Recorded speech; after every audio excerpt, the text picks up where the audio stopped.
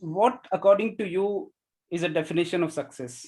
Just think from your perspective. Don't think what Narendra Modi says, what someone else says, what Rahul Gandhi says, or what John Maxwell says. What according to you is a success? What is the definition of success for you? Anyone? And I always like to keep it in an engaging form instead of monologue. So I hope I'll get some responses. Yeah. So what is success according to you? Yeah, just go ahead. No need to raise hand. You can quickly jump on and share your thoughts.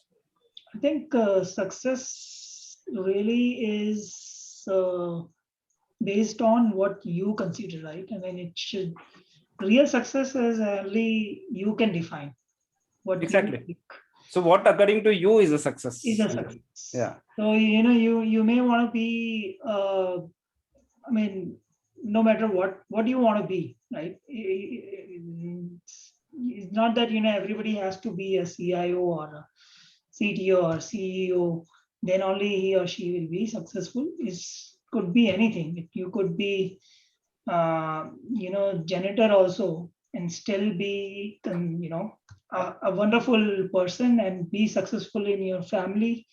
Raise a kid who can do wonders, right? So that could be a success for you. Great point. Great point. I love that point. So somewhere we generally, it's like a blind guy touching elephant, right? Let's say if there's somebody who's a blind, and if he touches the elephant's ear, what will he feel? And he doesn't know what is elephant and all, right? Well, he will see there's a fan, right? If he touches the tails, maybe he will see something else. So what Sanjeev says is a kind of comprehensive meaning of success, isn't it? So success is something. Success is someone doing what they love to do, right? The moment you say, okay, I'll set my goals, and if I achieve my goal, let's say I want to become manager, let's say I want to become director, right? And let's say I already became that. But the question is, will you be happy after that? So most of us are having some other goal. It's not that we don't have goals. We all have goals, right? But the question is that what you wanted to achieve, right? Yeah, you planned, okay, this is what my goal is. But is this what is going to give you the real happiness? Any other meaning of, any other definition of success? Anyone want to give a shot? Yeah, I just wanted to say Yeah, go ahead, the internal satisfaction, like what you are doing, right?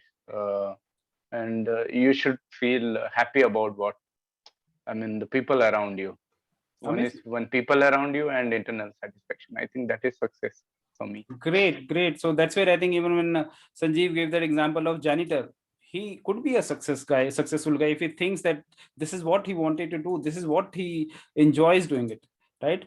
If that is clear in his mind, then he is a successful guy, isn't it? The challenge is, most of the time our goals become default.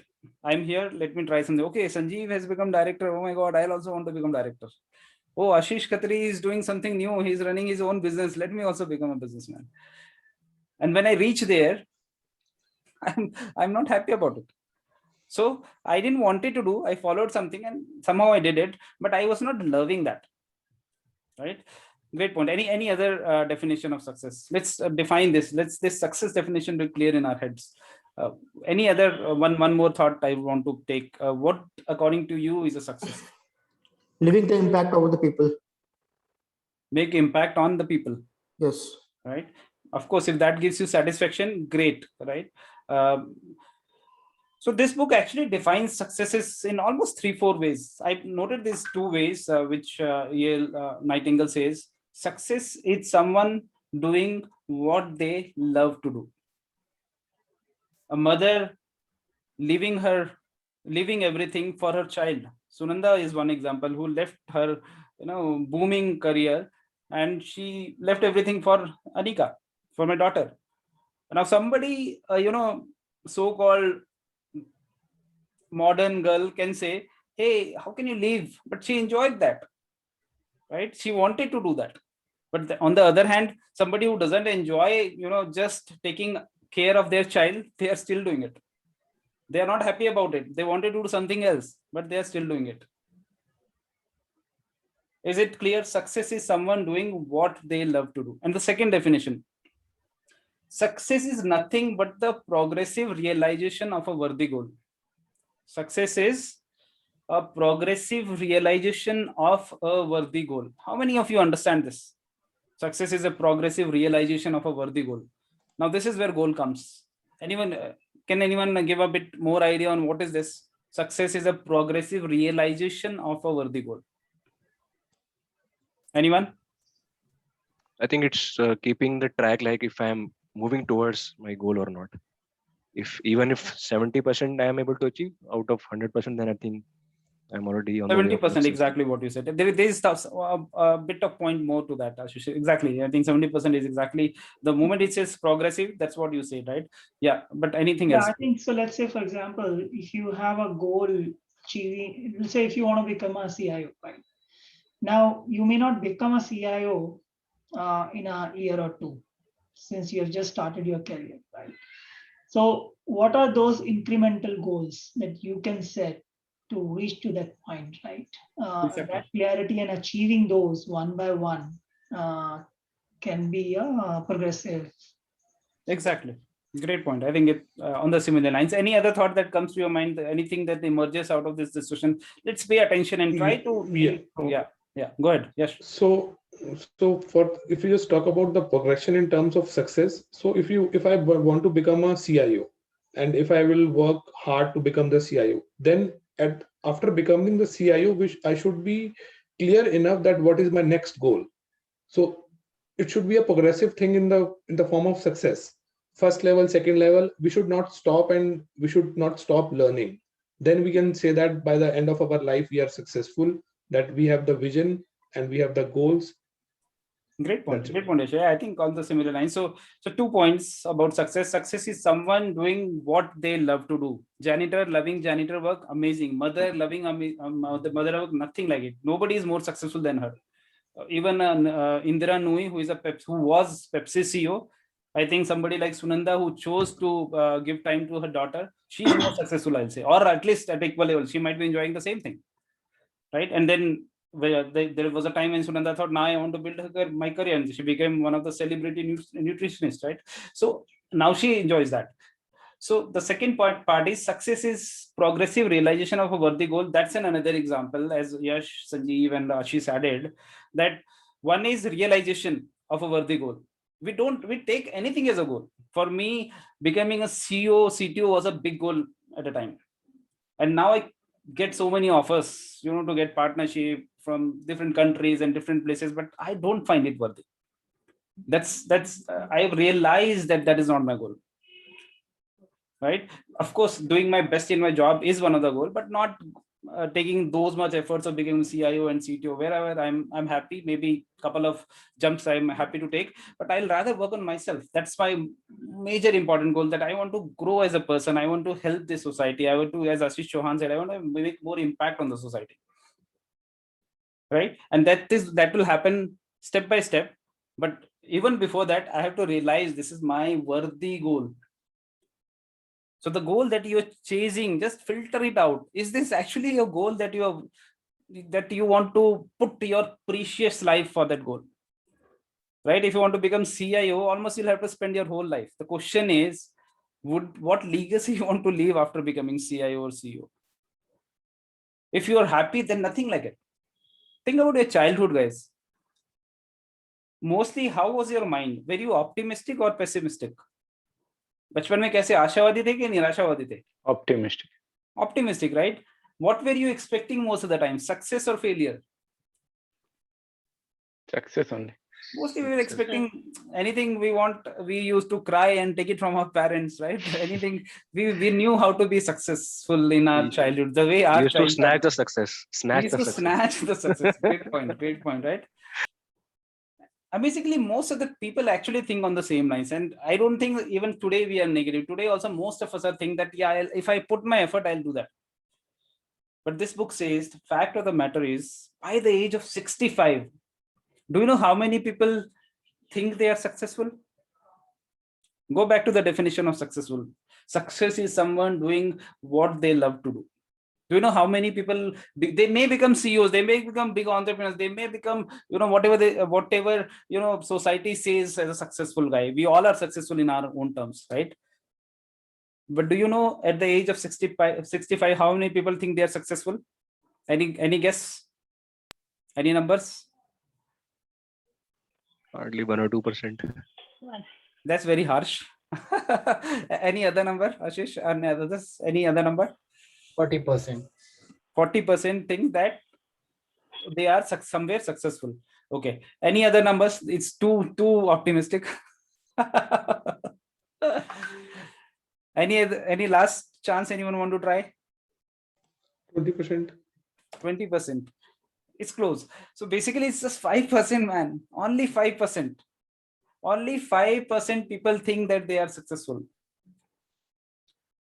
And now go back to definition. Only 5 people think that they actually did what they wanted, they loved to do.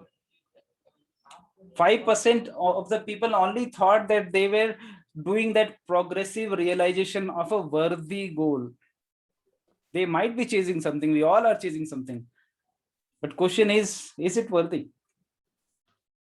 Such a big gap. Such a big gap between what people intend to do and what they accomplish. So why is this problem? And this problem's answer is in this book. It's called Strangest Secret.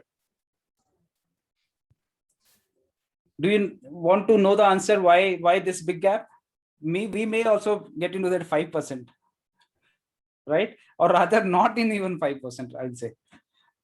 So that's in our hand, whether to fall that in 5% or again, right, be in that 95% who is not happy, who's not completely satisfied.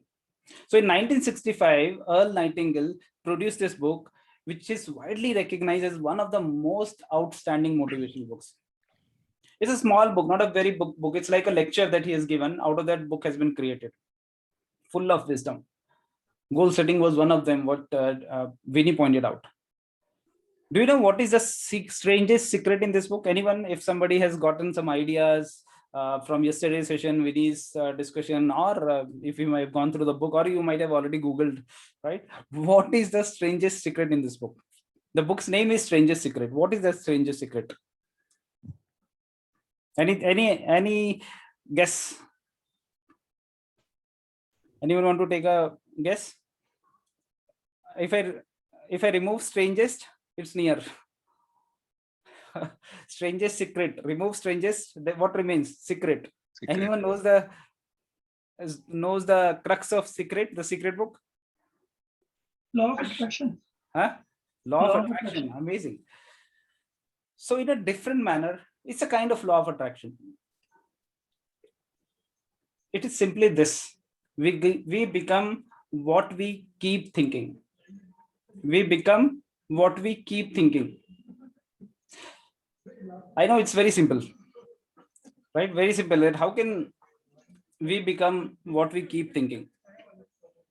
But you go through any ancient religious text, maybe Yajurveda, maybe Gita, maybe Quran, or anything. There is one universal truth reflected in virtually all of them. You and me become what you and me keep thinking.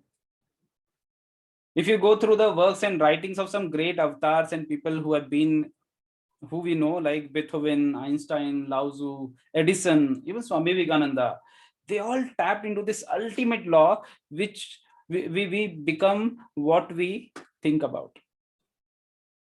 How many of you find it rational? We become what we think. Anyone thinks that that's true?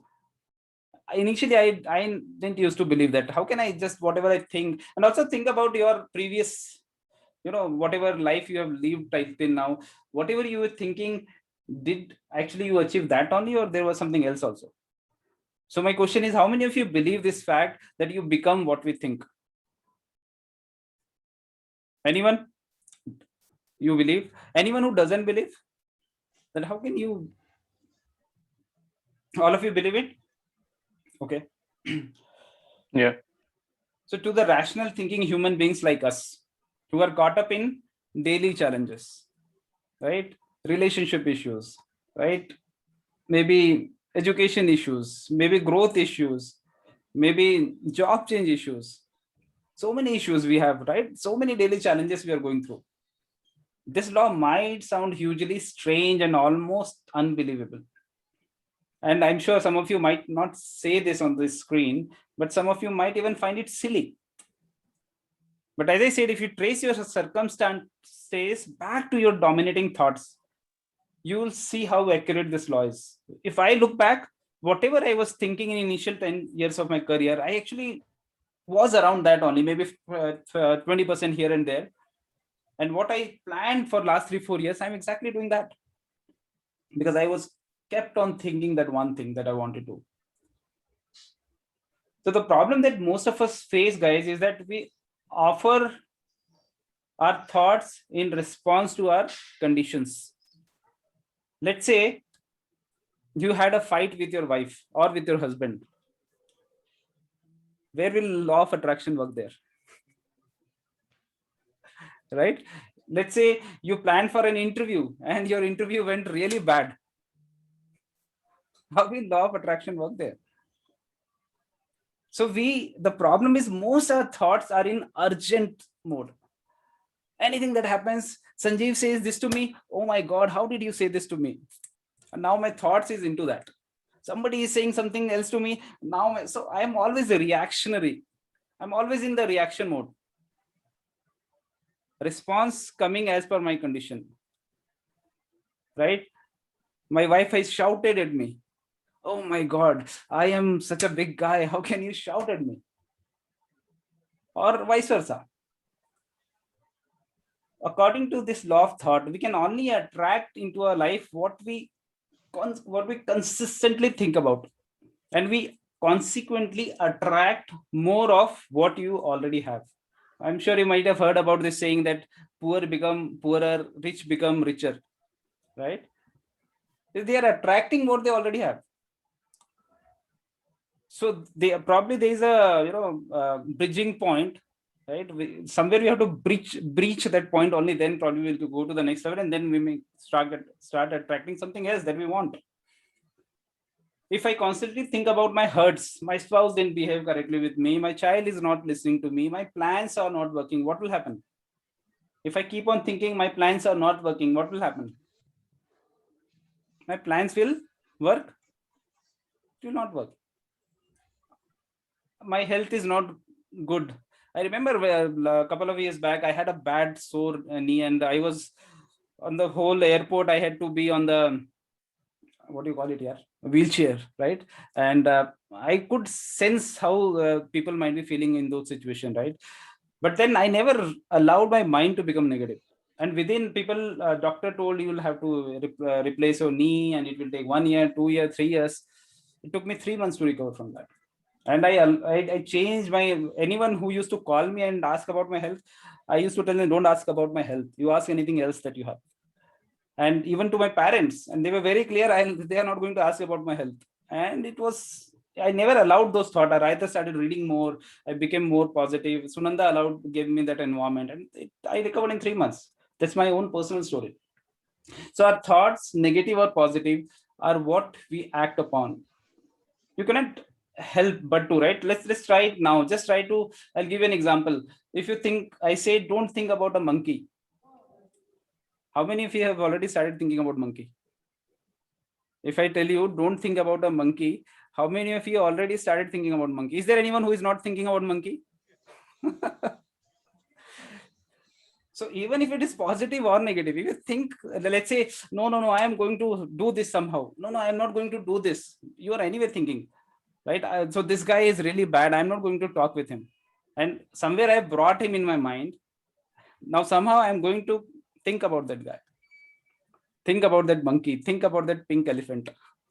All these things brings visuals in your mind, right?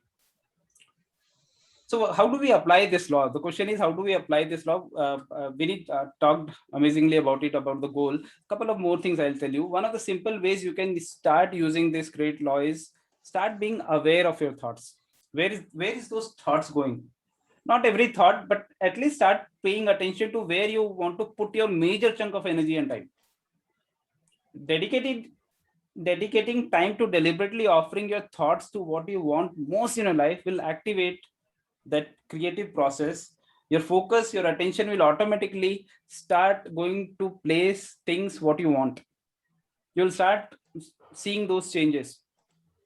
This is not that I am saying, this is exactly the entire premise of Earl Nightingale's famous book, Strangest Secret. Is what you think about is what expands in your life. The only thing that can grow in your life are things where you are giving your energy and attention. And if you're sure that your thoughts can change your reality, question to you guys, if you're sure your thoughts can change your reality, what will you think about? Will you think about the hurts? Will you think about the challenges? Will you think about what happened yesterday? Will you think about, I am having this problem, I'm having that problem? What will you think about? That's where goals come. That, again, coming back to that success definition, I'll follow that worthy goal progressively, right? Do you remember that? So what will you do if you know your thoughts can change it? You will do nothing but always work on the progressive realization of a worthy goal. You'll always do something what you love. And that's where goals come. That's where you will start forming those kind of goals, right? Goals do, already Vinny talked about it, but quickly, goals do one crucial thing. People with goals succeed because they know where they are going. Is that as simple as that? On the other hand, failures believe that their life are shaped by circumstances. I live life as it comes. I've heard this so many times, and they are living, I've seen how they live also, right? Failures believe that their lives are shaped by circumstances, by things that happen to them, by exterior forces. Think about a ship with the complete voyage mapped out and planned. The captain and crew know exactly where the ship is going and how long it will take. And 99.99% times they reach there. Think about another ship. Only let's put crew and captain there, but give them no aiming point, no destination point, no goal, no destination. Engine is started, they have started going somewhere. Do you think it will reach its harbor? They don't even know their harbor. It will either sink or maybe go to some deserted beach or somewhere else. Sometimes they can be lucky, and the way it happens, right? Some people don't plan, and sometimes they become lucky for some time, right? It can't go any place where they're planned for, because there's no plan. So if you really want to do what you want to do, really want to achieve your aspiration, you need to set what?